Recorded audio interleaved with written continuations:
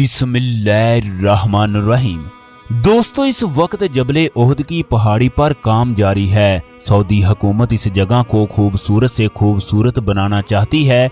इस जगह भी 2030 तक बेशुमार तब्दीलियां की जाएंगी। ये जगह 2030 के विजन में शामिल है। ये दुनिया की मुकद्दस तरीन जगह है। इस जगह 70 सहाबा इकराम की कब्रें हैं। जबकि इस जगह खुदाई की गई तो कुदरत का ऐसा करिश्मा हुआ कि देखने वालों के रोंगटे खड़े हो गए।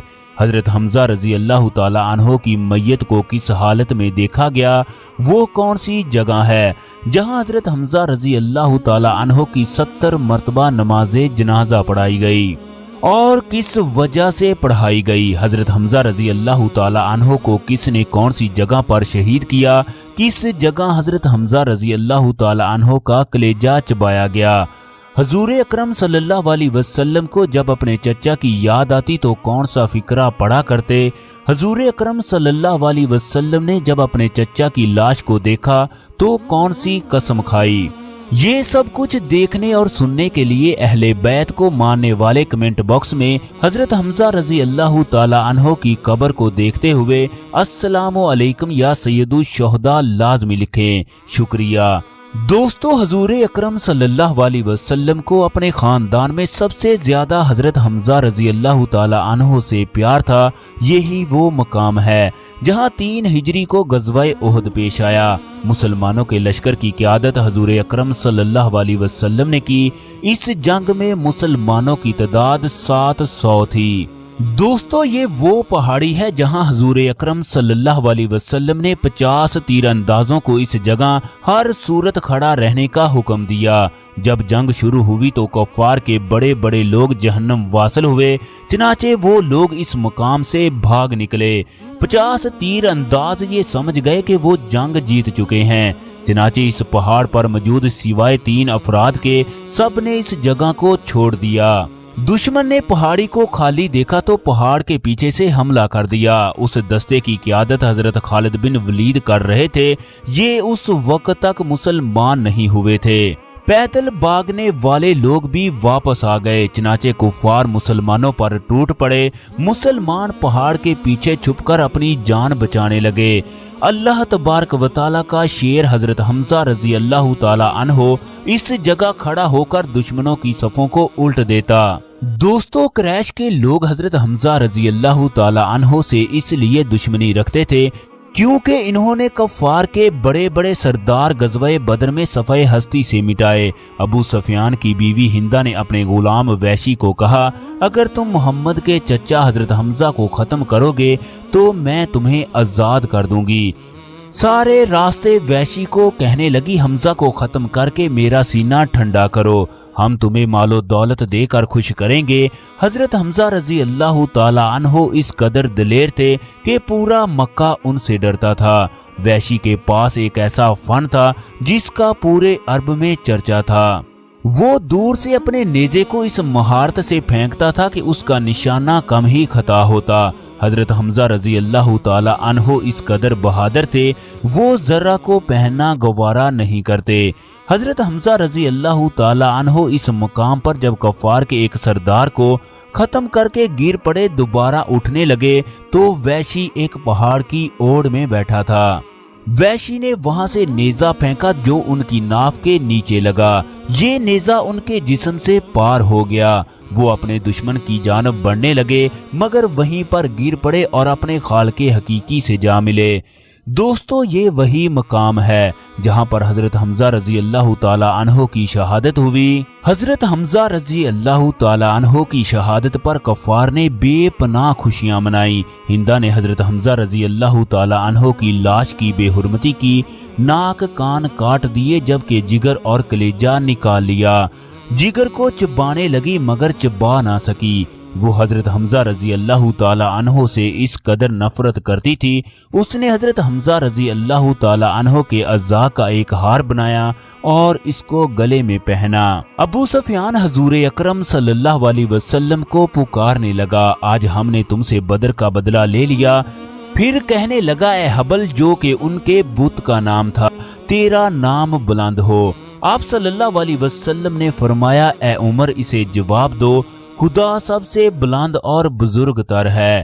پھر ابو سفیان کی بیوی کہنے لگی ایک جنگ کے بعد دوسری جنگ کے شعلے بھڑکتے ہیں، میں نے اپنے باپ عتبہ اور چچا شیبہ اور اپنے بیٹے بکر کا بدلہ لے لیا۔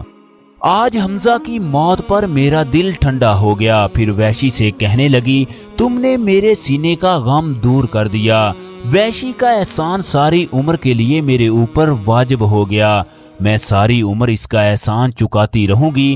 دوستو یہی وہ مقام ہے جہاں حضور اکرم صلی اللہ علیہ وسلم نے اپنے چچا کی لاش کے ٹکڑے دیکھے تو آپ صلی اللہ علیہ وسلم کی آنکھوں میں آنسو آ گئے۔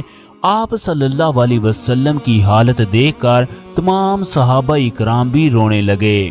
آپ صلی اللہ علیہ وسلم نے اپنے چچا کی لاش سے مخاطب ہو کر فرمایا اللہ تبارک و تعالیٰ کی رحمت آپ پر ہو، تم رشتہ داروں کا بہت خیال رکھتے تھے، ہر کام میں سبقت لے جاتے تھے، اگر مجھے آپ کی بہن اور اپنی پھوپھی کا خیال نہ ہوتا تو آپ کی لاش کے ٹکڑے ویسے ہی میدان میں چھوڑ دیتا تاکہ انہیں درندے اور پرندے کھا جائیں اور تم قیامت کے دن ان کے پیٹ سے اٹھا لیے جاؤ۔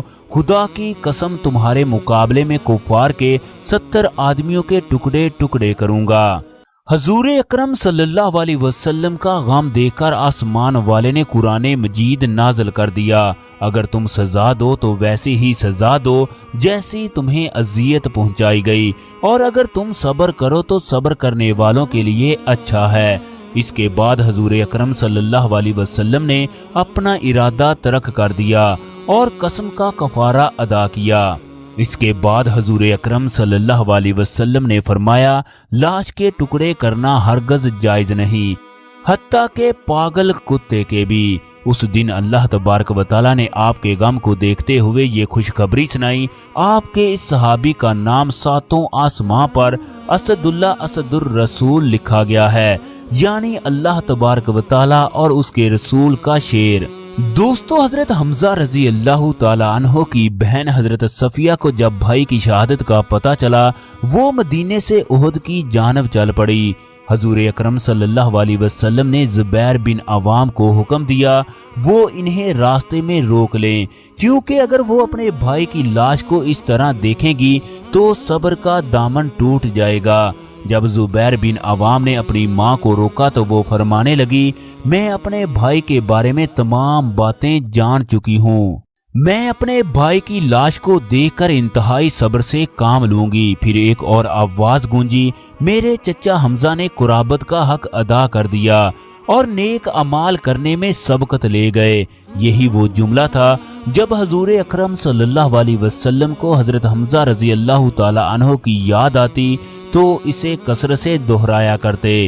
جب بہن نے بھائی کے لاش کے ٹکڑے دیکھے تو آنکھوں سے آنسو جاری ہو گئے، اللہ تبارک و تعالیٰ سے عرض کرنے لگی اے رب کریم یہ قربانی تیری راہ میں دی گئی، تو اسے قبول فرما۔ اس کے بعد حضرت حمزہ رضی اللہ تعالی عنہ کے ٹکڑوں کو جمع کر کے ایک جگہ رکھ دیا گیا۔ سب سے پہلے اپنے چچا کا جنازہ پڑھایا، پھر سب کو باری باری لا کر حضرت حمزہ رضی اللہ تعالی عنہ کے ساتھ رکھ دیا جاتا۔ سب کے جنازے حضور اکرم صلی اللہ علیہ وسلم نے خود پڑھائے، جو حضرت حمزہ رضی اللہ تعالی عنہ کا جنازہ 70 مرتبہ پڑھایا گیا۔ کہا جاتا ہے یہ مسجد وہی مقام ہے جہاں پر جنازہ پڑھایا گیا۔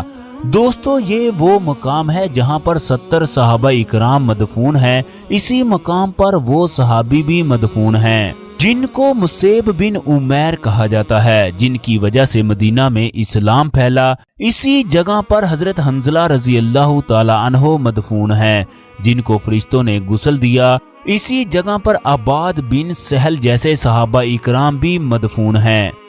دوستو حضرت حمزہ رضی اللہ تعالی عنہ حضور اکرم صلی اللہ علیہ وسلم سے 2 سال چھوٹے تھے۔ آپ دراز قد اور مضبوط جسم کے مالک تھے۔ جنگ احد کے 40 سال بعد معاویہ کے دور میں احد کے مقام پر ایک نہر نکالنے کا حکم ہوا۔ یہ نہر آج بھی موجود ہے، ویڈیو میں آپ لوگ دیکھ سکتے ہو۔ احد کے شہداء کی تمام قبریں اسی جگہ موجود تھی۔ پھر ان قبروں کو دوسری جگہ منتقل کیا گیا۔ جب احد کے شہداء کی قبروں کی قبر کشائی کا مدینے میں اعلان ہوا، تمام لوگ یہ سب کچھ دیکھنے کے لیے اس مقام پر پہنچ گئے۔